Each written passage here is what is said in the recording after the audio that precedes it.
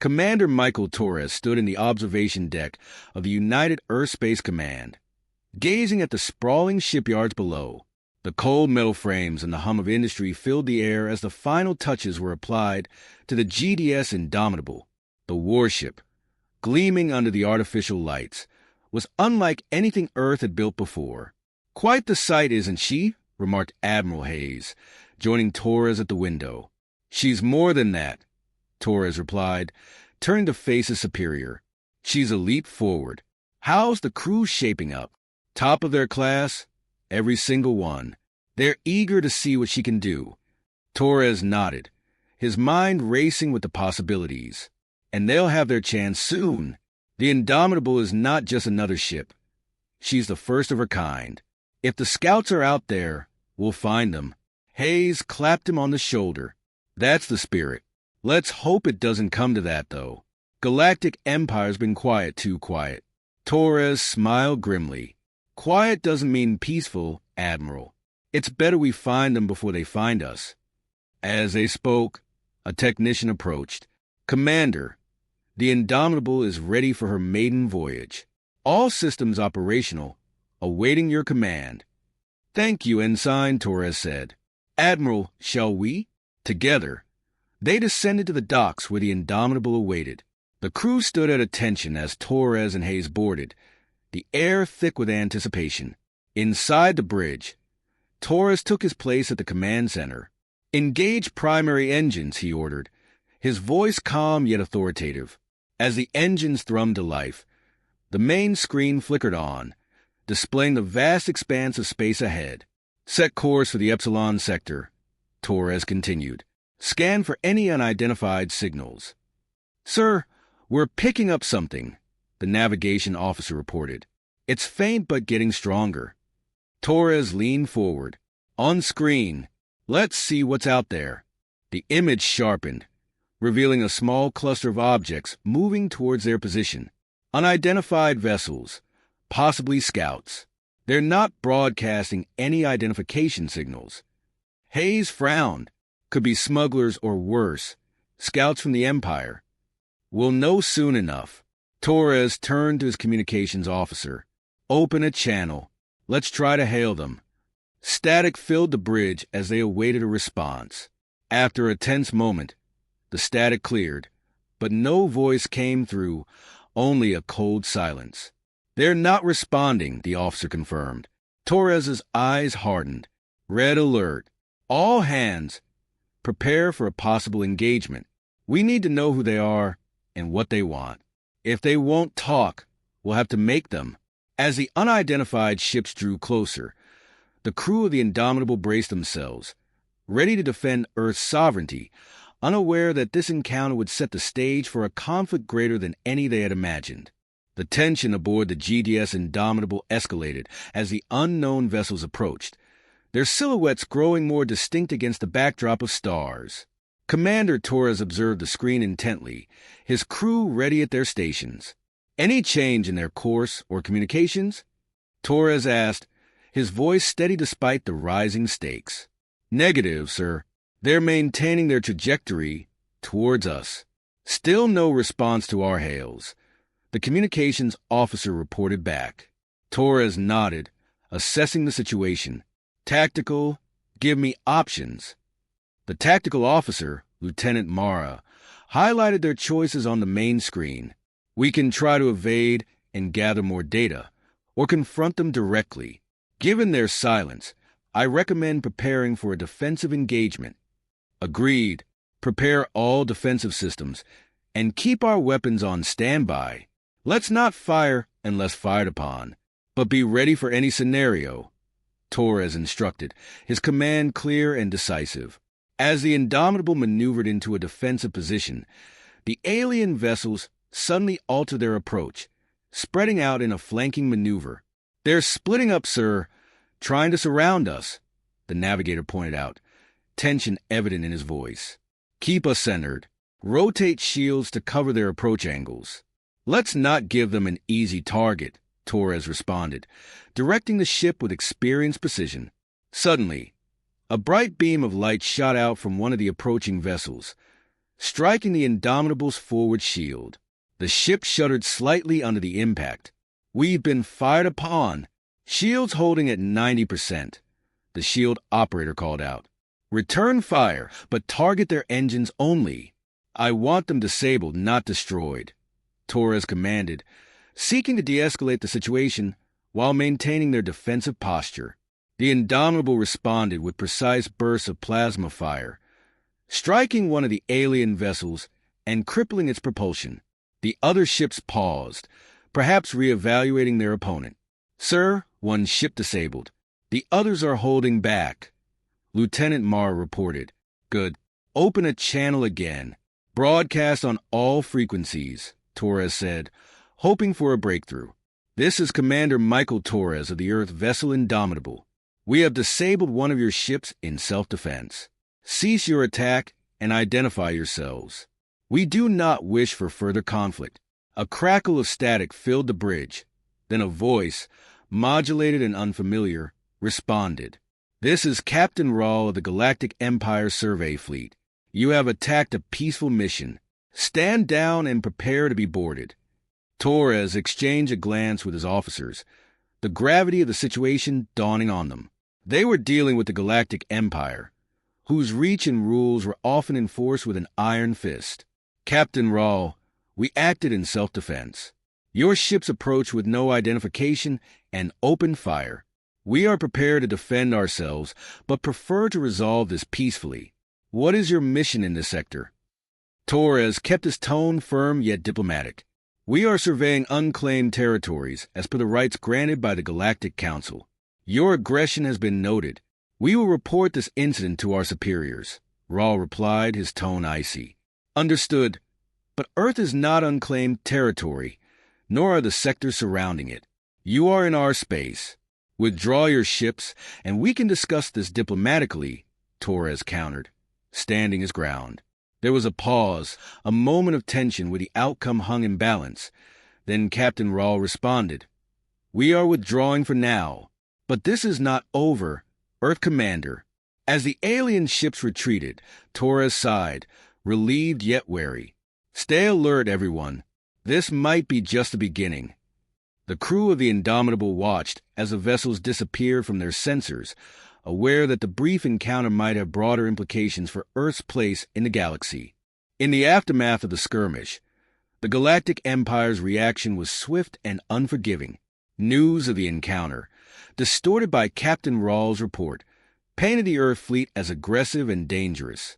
Within the chambers of the Galactic Council, debate raged about the appropriate response to Earth's audacity.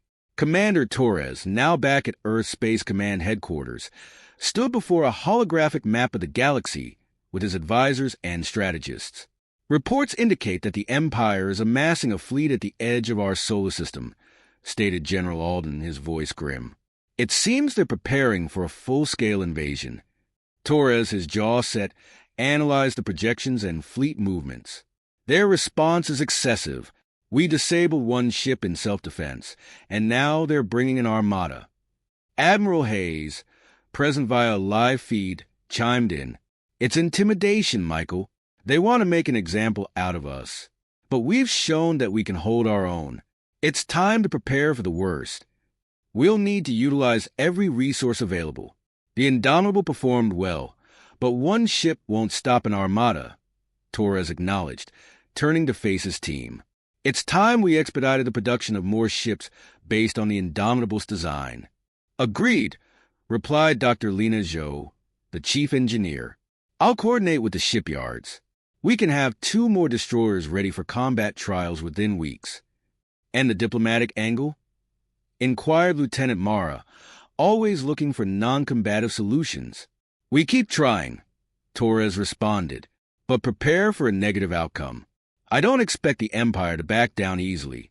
As Earth bolstered its defenses, across the galaxy, the vast fleet of the Galactic Empire, composed of dozens of warships, began its slow and ominous advance towards Earth. On the flagship, Admiral Krall watched the holograms of Earth and its surrounding space. "Commander Rawl, ensure your reports are transmitted back to the Council continuously. It's crucial that they see this as a justified action, Admiral Krall instructed, his voice cold and calculating. Understood, Admiral. Earth will regret their defiance, Rawl replied, his resentment towards Earth evident. Back on Earth, Torres convened an emergency meeting with world leaders, presenting the situation and the imminent threat. The global response was unified, a rare occurrence in Earth's fragmented political landscape. We stand together, announced the president of the United Earth Coalition, addressing the global broadcast. An attack on one of us is an attack on all of us. We will defend our home. The public's reaction was a mix of fear and fierce pride. Demonstrations of support for the Space Command swept across the world, with people rallying for the defense of their planet. In space, the first line of Earth's newly assembled fleet took position, with the Indomitable at the forefront. The crew was tense but determined, understanding the gravity of their task. Listen up, Torres addressed his crew. We are not just fighting for our lives, but for our right to exist freely in this galaxy. Stay sharp, follow your training, and keep your spirits high. We're the first line of defense, and we will hold. As the Galactic Empire's fleet drew closer, Earth's defenders readied themselves, marking the beginning of what would come to be known as the Siege of Sol. The stage was set for a confrontation that would determine the future of Earth and its place in the cosmos. The vast expanse of space near Mars buzzed with activity as Earth's hastily assembled fleet took its positions. The Red Planet, with its swirling dust storms visible below, served as the backdrop for humanity's first major stand against the Galactic Empire's formidable armada. Commander Michael Torres, aboard the GDS Indomitable, watched as the enemy ships began to emerge from hyperspace. The sight of the Galactic fleet, a mix of massive battleships and swift cruisers, was daunting. Report, Torres demanded, his eyes locked on the holographic displays showing the approaching ships. Sir, the Empire's fleet outnumbers us 5-1. They're in formation and advancing steadily towards Mars, Lieutenant Mara updated, her voice steady despite the grim odds. Torres nodded, his mind racing through tactics and countermeasures. Signal all ships. Maintain formation and hold fire until my command. We'll use Mars' gravitational field to our advantage. The Earth fleet, although smaller, was agile and well-coordinated. The ships hid in the shadow of Martian moons, using the terrain as cover. On the flagship of the Galactic Empire, Admiral Krall observed the positioning of Earth's forces. They're using the moons for cover, trying to offset our advantage in numbers, he noted to his crew. Begin orbital bombardment of their positions. Flush them out. As the first salvo of energy blasts rained down towards Mars' moons, the Earth fleet made its move. Now, execute Maneuver Sigma, Torres ordered. The Earth ships darted out from behind the moons, dispersing in pre-planned patterns that maximized their firing angles while minimizing their exposure. The Indomitable led a squadron that targeted the Empire's cruisers, disrupting their formation. Direct hit on Cruiser Vexor. Their flank is exposed, shouted the tactical officer aboard the Indomitable. Torres seized a moment. All units, focus fire on the breach. Push them back. The battle grew intense, with both sides exchanging heavy fire. Earth's strategy began to wear on the Empire's numbers, but the sheer volume of fire from the larger fleet started to overwhelm Earth's defenses. Meanwhile, on Mars, surface-based missile systems joined the fray, launching long-range torpedoes that added to the chaos among the Empire's ships. Sir, the Vexor is retreating. Their escort ships are covering their withdrawal, Mara reported, hope flickering among the crew. Keep pressing. Target any ship that tries to assist the Vexor, Torres commanded, knowing that each damaged Empire ship was a small victory in the daunting battle. Despite their successes, the situation remained dire. The Empire regrouped and launched a counteroffensive that pushed Earth's fleet back towards Mars. The Indomitable took several hits, shaking violently under the impact but holding together. Damage report, Torres called out, bracing himself against his command console. Shields at 40%, minor hull breaches on decks 3 and 7, auto repair systems engaged. The engineering officer reported, her voice tense but controlled. Route all available power to shields. Prepare for another barrage. This isn't over yet, Torres said, rallying his crew. Remember why we're here. We're not just defending Mars. We're defending Earth. Our families, our future. As the battle raged, the determination of Earth's defenders became apparent. Every pilot, every officer aboard every ship fought with a desperation and courage that could not be measured by numbers alone. They were fighting for their home, and against all odds, they were holding the line. The battle raged on near Mars, with both Earth's fleet and the Galactic Empire's forces suffering heavy casualties. Amidst the chaos, Commander Michael Torres on the Indomitable noticed a pattern in the Empire's attacks. Sir, our analysis indicates a consistent weak spot in the enemy's formation every time they regroup, Lieutenant Mara reported, her eyes scanning the data streams. Torres leaned over the tactical display, his mind working rapidly. Prepare to exploit that gap. Signal the fleet for a concentrated strike. We'll use their predictability against them. The Indomitable and its squadron adjusted their position, timing their move with the next anticipated regrouping of the Empire's ships.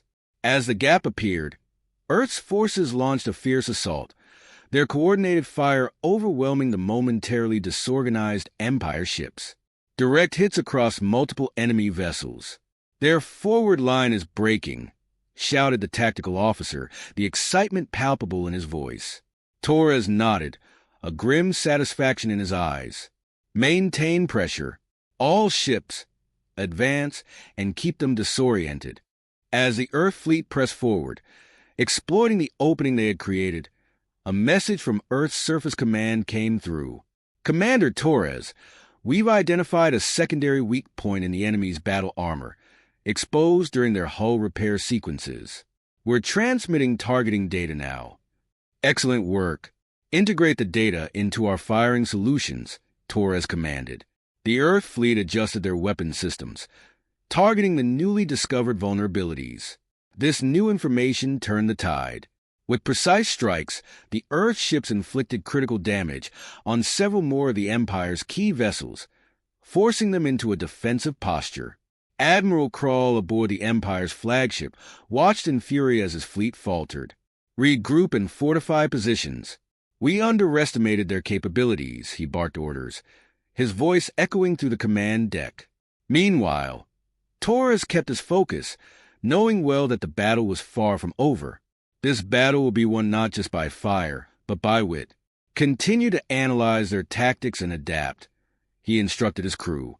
The Indomitable led the charge, weaving through the debris of damaged ships, her cannons firing relentlessly. Earth's fleet began to push the Empire's forces back towards the outer orbits, each exchange of fire intensifying the resolve of Torres and his crew. Commander, the Empire's flagship has moved into engagement range. It appears Admiral Krall is attempting to rally his forces for a counterattack. Mara updated, tension rising again. Torres considered the situation, then made a decisive call. All units, focus on the flagship. A decisive blow now could end this. The battle culminated in a dramatic showdown, as Earth's fleet concentrated their fire on the Empire's flagship. Under relentless pressure, the flagship's shields began to falter. Shields are down. Target their engines and weapon systems, Torres ordered, seizing the critical moment. A volley of precise strikes disabled the flagship, and with it, the morale of the Empire's fleet crumbled. What started as a disciplined retreat turned into a disarrayed withdrawal from Mars orbit. As the last of the Empire's ships warped out of the solar system, cheers erupted across Earth's fleet. Torres allowed himself a brief smile, proud of his crew's bravery and resilience. Today, we defended our home, but stay vigilant, he addressed his crew, already turning his thoughts to the future. The Empire will think twice now, but this war might not be over. As the massive fleet of the Galactic Empire approached, Earth braced for the largest battle in human history. Commander Michael Torres stood on the bridge of the GDS Indomitable, now the flagship of Earth's fortified fleet, watching as the ominous blips on the radar grew steadily closer. "Admiral Hayes, status report," Torres commanded, his voice a calm anchor amid the growing tension on the bridge. "The enemy fleet is within striking range. All ships are in position, and the moon-based weapon systems are online and ready." Hayes responded from his command post on the moon, his image flickering on the screen. "Very well. Initiate the first strike. Target their lead ships.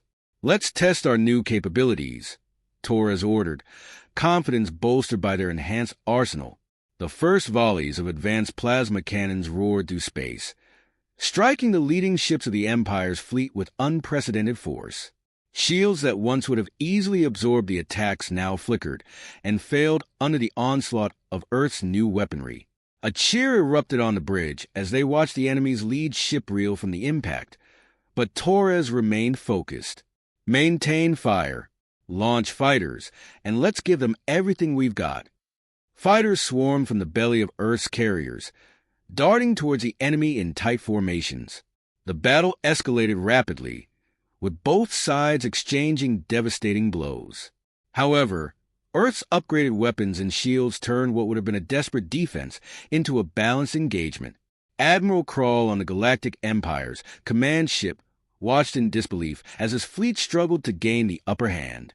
"Increase power to forward shields and reroute all available energy to weapon systems.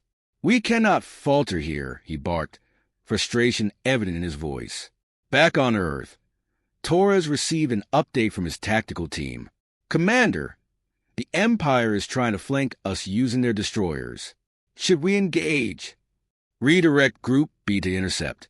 Use the asteroid belt to our advantage," Torres instructed, showcasing his tactical acumen.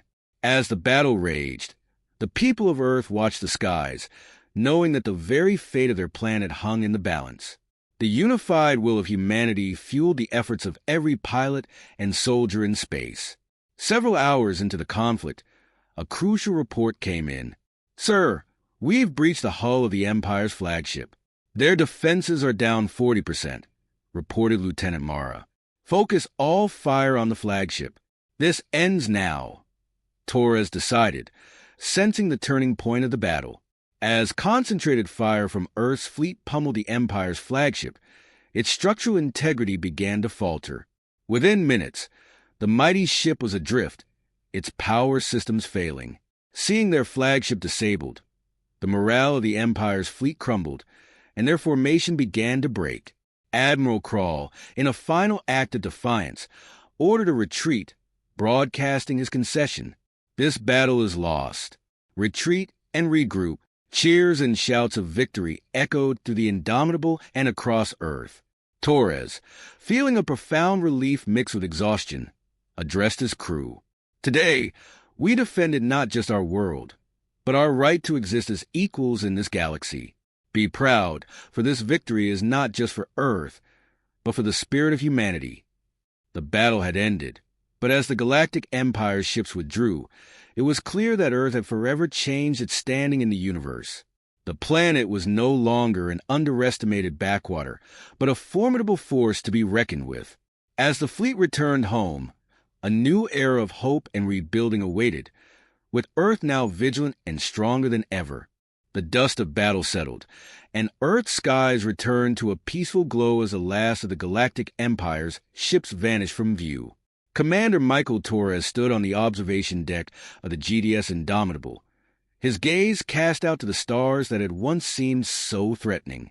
Now, they twinkled with new promise and potential. "Commander, the Council is ready for your debrief," Lieutenant Mara informed him, her voice carrying a note of reverence for what they had achieved. "Thank you, Lieutenant. Inform them I'll be there shortly," Torres replied, taking one last moment to reflect on the journey that had led them here. In the debriefing room, Earth's leaders, military officials, and diplomats gathered, eager to hear Torres' account of the victory. As he entered, the room erupted in applause, a rare moment of unity and celebration for a world that had faced the brink of subjugation. "Ladies and gentlemen," Torres began, his voice firm and clear, "we have not only defended our planet, but also secured our place as equals among the stars. The Galactic Empire now recognizes our sovereignty and the strength of our resolve. Questions about the future were abundant. What are the terms of the ceasefire? Asked one diplomat. The Empire has agreed to withdraw all claims on our system and respect our territorial sovereignty. In return, we maintain a non-aggression pact and open channels for diplomatic relations, Torres explained, outlining the tentative peace that had been brokered. And what of the technology we discovered? Another inquired, referring to the ancient arsenal unearthed on the moon. We continue to study and integrate it. This technology will not only enhance our defenses, but also our capabilities for exploration and development. We must use it wisely, Torres stated, emphasizing the dual responsibility of power and progress. As the meeting concluded, plans were made for rebuilding and strengthening Earth's position in the galaxy. New ships were to be built, and the ones that had served so valiantly were to be repaired and upgraded. The Indomitable herself was set to become a symbol of Earth's resilience and technological prowess. Torres later visited the memorial that had been erected for those who had fallen in the battle. He laid a wreath and took a solemn moment to honor their sacrifice. Their names were engraved on a plaque that stood as a testament to their courage, serving as a poignant reminder of the cost of freedom. The weeks that followed were filled with rapid developments. Earth's fleet, now respected throughout the galaxy, engaged in joint exercises with neighboring systems, establishing a new era of mutual respect and cooperation. Science and exploration missions were planned, utilizing the newly discovered technology to venture further into the unknown. In a broadcast of the world, the president of the United Earth Coalition summed up the new era they were entering. We have shown that humanity is capable of great things when we stand together. Let us look to the stars with hope, not fear. Let us build a future where Earth is a beacon of peace and progress. Commander Torres, now promoted to Admiral, watched the broadcast from his office, a new sense of duty filling him. Under his command, Earth's fleet would not only protect, but also lead by example in the cosmic community they were now a part of. As Earth moved forward, the Indomitable, restored and upgraded, prepared to lead a fleet not just equipped for war, but for the vast and hopeful journey of exploration that lay ahead. The galaxy had once seemed a vast, foreboding frontier, but now it beckoned as a field of opportunity and adventure, with Earth ready to meet its wonders. In the aftermath of the stunning victory at Mars, Commander Michael Torres and the crew of the Indomitable returned to Earth for repairs and resupply. The unexpected defeat of the Galactic Empire's flagship had bought them crucial time. But Torres knew that the Empire would not be deterred for long. Commander, there's something you should see. Dr. Lena Zhou, the chief engineer, approached Torres as soon as he disembarked. She held a tablet displaying complex schematics and radiographic images. We've discovered something on the moon. It appears to be technology from a previous human space era, long before we thought we had the capabilities. Torres studied the images, a mixture of curiosity and skepticism on his face. Are you saying we had advanced space technology before and it was forgotten? Exactly, Dr. Zhou confirmed. It seems a secret project was developed during the Cold War, hidden away and lost until now. This could change everything. Torres wasted no time. Arrange a team. We're going to the moon. Upon arriving at the lunar base, Torres and Dr. Zhou, accompanied by a team of scientists and engineers, ventured into the newly discovered facility buried deep beneath the moon's surface. The technology they uncovered was beyond their expectations. Advanced propulsion systems, energy weapons, and defensive shields, all preserved in a dormant state. We need to get this operational as soon as possible, Torres decided, feeling a surge of hope. If we can integrate this tech into our fleet, we might just have a fighting chance to keep the Empire at bay. The next weeks were a frenzy of activity. Engineers and technicians worked around the clock, deciphering the old systems and adapting them for use with current Earth technology. The first breakthrough came when they successfully activated a prototype shield generator, proving that the old tech was not only functional but superior to their current systems. This is a game changer, Dr. Zhou said, her eyes alight with the success of their efforts. Meanwhile, Intelligence reports indicated that the Empire was regrouping and reinforcing their armada for another assault. Earth's window of opportunity to strengthen its defenses was closing fast. Let's speed up the testing. We need these systems on our ships yesterday, Torres urged, pushing his team to the limits. As the new technology was installed on the Indomitable and other ships in the fleet, the mood among the crew shifted from cautious optimism to a determined confidence. The revamped fleet, now equipped with enhanced weaponry and shields, conducted rigorous drills, preparing for the inevitable return of the Galactic Empire. "Commander, the fleet is ready, and the new systems are fully operational," reported Admiral Hayes, now overseeing the strategic deployment of Earth's forces. "Good. Let's not wait for them to come to us this time," Torres replied, setting a course for a strategic point at the edge of the solar system. As Earth's newly empowered fleet took position, they didn't have to wait long. Sensors soon picked up the approaching signals of the Empire's armada, larger and more formidable than before. "This is it," Torres announced his crew as they braced for the impending battle. "We've been given a second chance with this technology, and we're going to use it to ensure our survival. For Earth, for our future." With the hidden arsenal of the past now unleashed, Earth's fleet stood ready to face the Galactic Empire, not just as defenders, but as formidable warriors in their own right. The stage was set for a showdown that would decide the fate of Earth and its place in the galaxy.